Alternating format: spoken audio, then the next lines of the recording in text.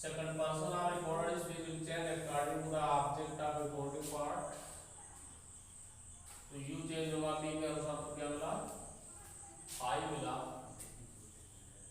Present continuous to past continuous, past continuous में I को क्या मिलेगा? वन मिल जाएगा। तो ये हो गया आई वाज सिंगिंग।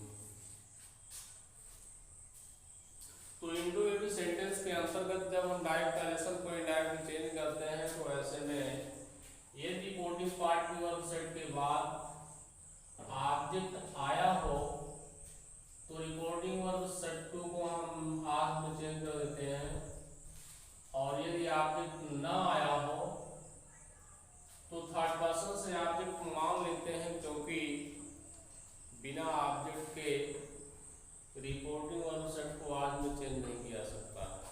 पास हो रहा नहीं? यदि रिपोर्टिंग वर्ब सेट के बाद ऑब्जेक्ट ना हो तो हम थर्ड पर्सन से ऑब्जेक्ट मान लेते हैं, क्योंकि बिना ऑब्जेक्ट के सेट को आज में चेंज नहीं किया जा सकता है। क्लियर? और यदि रिपोर्टिंग पार्ट का सब्जेक्ट ही हमारा थर्ड पर्सन हो तो फर्स्ट पर्सन को भी ऑब्जेक्ट माना जा सकता है, जैसे मी अथवा आस को भी आप ऑब्जेक्ट मान सकते हैं। लेकिन जब ऑब्जेक्ट को मानेंगे तो माना हुआ ऑब्जेक्ट अंडर ब्रैकेट होगा। क्लियर? ऐसे में सेट टू को हम आस्क्ड अथवा इंक्वायर्ड में चेंज कर देते हैं, और दोनों वाक्यों को जोड़ने के लिए कंजंक्शन इफ और वेदर का प्रयोग करते हैं।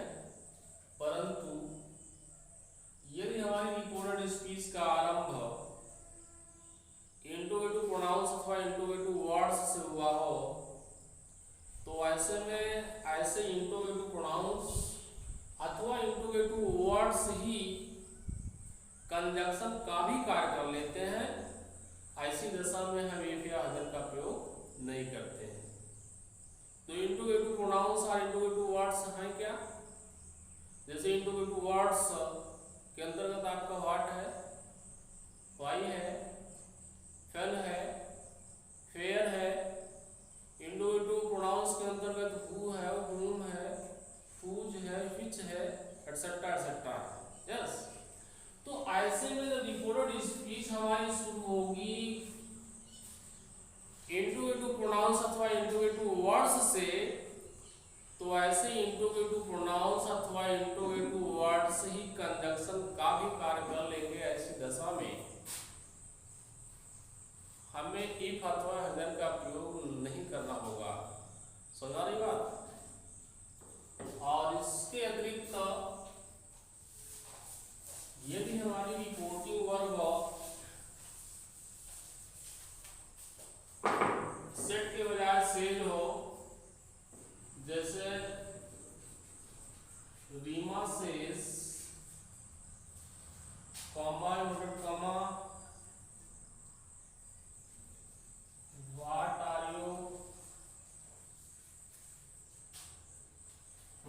You eating. देखो नरेशन आपको कहता है Reema says what are you eating. Narration आपका कहता है रीमा सेज, रीमा कहती है व्हाट आर यू ईटिंग, तुम क्या खा रहे हो। यस, तो ऐसे में हम देख रहे हैं कि हमारी जो रिपोर्टेड स्पीच है वो व्हाट से शुरू हुई है, और यह व्हाट इंटरोगेटिव वर्ड्स है कि नहीं है? तो इसके लिए यही रूल है कि यदि इंटरोगेटिव सेंटेंस की रिपोर्टेड स्पीच इंटरोगेटिव वर्ड्स अथवा इंटरोगेटिव प्रोनाउंस से शुरू हुई हो तो ऐसे इंटरोगेटिव वर्ड्स अथवा इंटरोगेटिव प्रोनाउंस ही यहाँ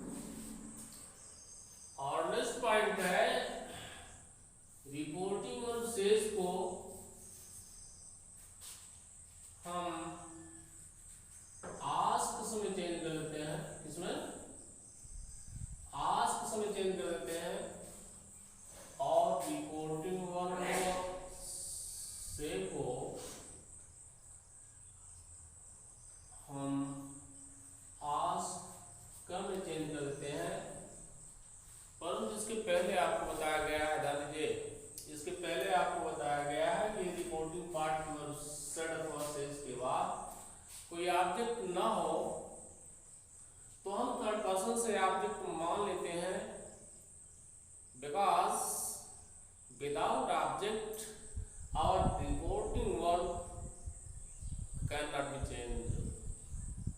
क्योंकि इंट्रोगेटिव सेंटेंस में बिना ऑब्जेक्ट के, बिना लिसनर के, बिना हियरर के हमारी रिपोर्टिंग वर्ब सेड अथवा सेज चेंज नहीं हो सकती है। इसलिए यदि रिपोर्टिंग पार्ट की वर्ब सेड अथवा सेज के बाद ऑब्जेक्ट ना हो तो हम थर्ड पर्सन से ऑब्जेक्ट मान लेते हैं और सेड टू को आस्क्ड में, सेड टू को आस्क्स में और सेड टू को आस्क में चेंज कर देते हैं। बात समझ रहे हैं? इसके पहले भी आपको बताया गया है कि यदि रिपोर्टिंग पार्ट का सब्जेक्ट ही थर्ड पर्सन हो तो फर्स्ट पर्सन मी अथवा अस को भी ऑब्जेक्ट माना जा सकता है। बात समझ रहे हैं? But generally we can suppose the object from third person, third person के ऑब्जेक्ट जैसे him, her, them, him, her, them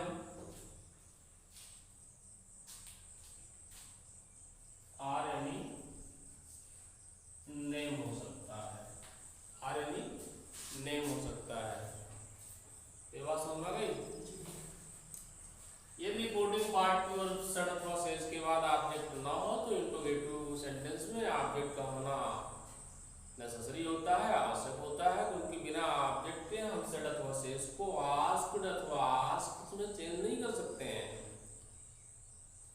और ये रिपोर्टिंग पार्ट का सब्जेक्ट ही थर्ड पर्सन हो तो फर्स्ट पर्सन को भी ऑब्जेक्ट माना जा सकता है।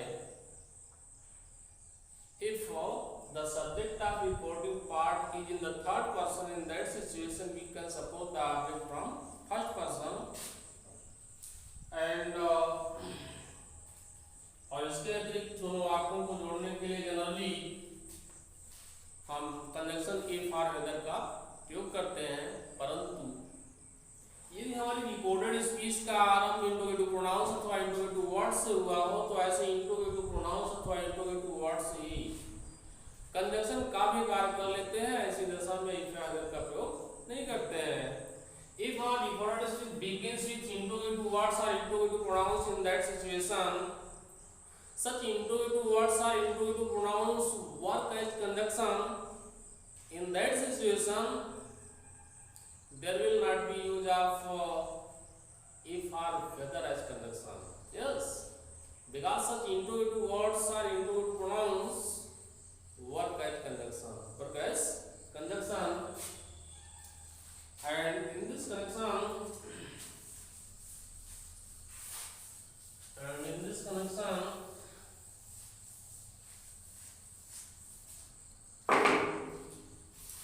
एग्जाम्पल लेते हैं।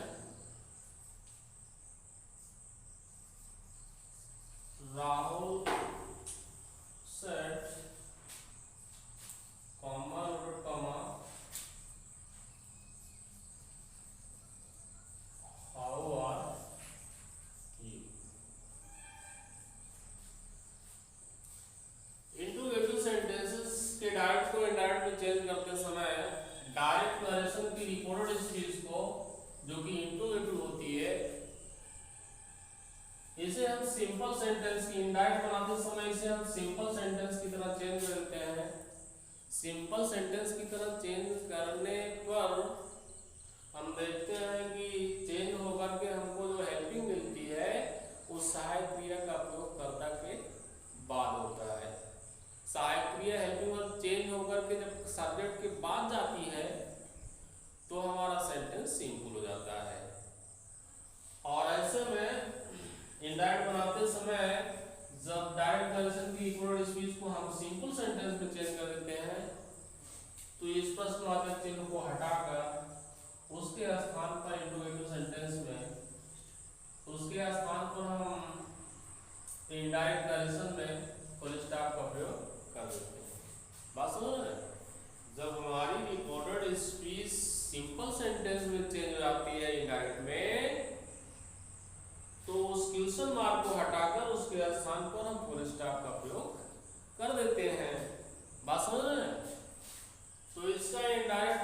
बनाते हैं। देखिए हम देख रहे हैं राहुल सेट में, सेट के बाद यहाँ कोई ऑब्जेक्ट नहीं है। ऐसे में बिना ऑब्जेक्ट के हम सेट को चेंज नहीं कर सकते हैं। तो यहाँ ऑब्जेक्ट हमको थर्ड पर्सन से लेना पड़ेगा। और इससे भी पहले हम देख रहे हैं रिपोर्टिंग पार्ट का सब्जेक्ट राहुल थर्ड पर्सन है, और उनमें आपको बताया गया है कि for reporter is in the third person in that situation we can suppose the object from first person. आपको बताया गया है कि ये रिपोर्टिंग पार्ट का रिपोर्टर जो है, यानी रिपोर्टिंग सब्जेक्ट जो है थर्ड पर्सन में हो, तो हम फर्स्ट पर्सन को भी ऑब्जेक्ट मान सकते हैं। तो फर्स्ट पर्सन के ऑब्जेक्ट मी और अस हैं, तो चाहे मी को मान ले चाहे अस को मान ले, तो हो जाएगा राहुल आस्क्ड, मी को मान लेते हैं। अब हमारी रिपोर्टेड स्पीच इंडोगेटिव वर्ड से शुरू हुई है। ऐसे में यह इंडोगेटिव वर्ड ही कंजंक्शन का कार्य करेगा। इंडोगेटिव वर्ड हाउ जो है कंजंक्शन का कार्य करेगा। ऐसी दशा में हम एक अथवा अदर का प्रयोग नहीं करेंगे। तो हाउ से हमने इसको ऐड कर दिया। राहुल आस्क्ड मी, राहुल ने मुझसे पूछा। जब हाउ ये कंजंक्शन का कार्य करने लगा, यू यहाँ सेकंड पर्सन है। सेकंड पर्सन आप reported speech will change according to the object of reporting part. Reporting part का ऑब्जेक्ट मी को माना गया है, और यू यहाँ सब्जेक्ट है। जब यू मी से चेंज होगा तो मी का सब्जेक्ट मांगेगा, और मी का सब्जेक्ट क्या होता है, आई होता है। यानी यू को क्या मिला, आई मिला। और यह हाउ आर यू आपका पास्ट टेंस में चेंज हुआ तो क्या मिलेगा आपको, वाज मिलेगा। क्वेश्चन मार्क को रिमूव करके हटा करके हमने इसकी जगह फुल स्टॉप का प्रयोग कर दिया। आपका इंडायरेक्ट ओके हो गया। बात समझ रहे हो? तो हो गया Rahul asked me, how conjunction का कार्य किया, यू मींस चेंज हुआ, आई हो गया, पास्ट टेंस बन गया तो आई हो गया। तो Rahul asked me how I was. Yes, clear?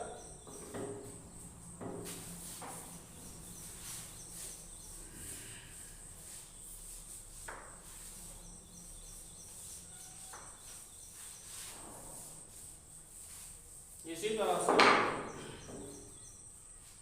Neha said to her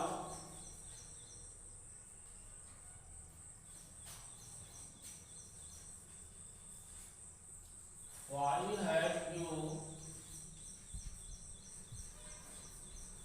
eaten. देखा, नेहा ने उससे कहा कि व्हाई हैव यू ईटन, तुम क्यों खा चुकी हो, तुम क्यों खा चुकी हो।